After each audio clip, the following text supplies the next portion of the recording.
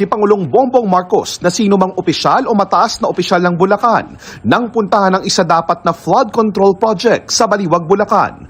Nang marating ang lugar, wala ni anino ng konstruksyon ang nakita ng Pangulo. Wala kaming makita na kahit isang hollow block, isang ng simento, walang equipment dito.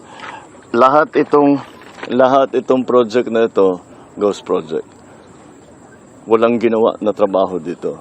Sa bitbit niyang mga dokumento, dapat may nakatayo ng reinforced concrete river walls dito sa Purok 4, Barangay Piel, isang bahagi ng Baliwag, Bulacan na madalas bahain. Ang proyekto nagkakahalaga ng mahigit 55 million pesos at may sukat na 220 meters.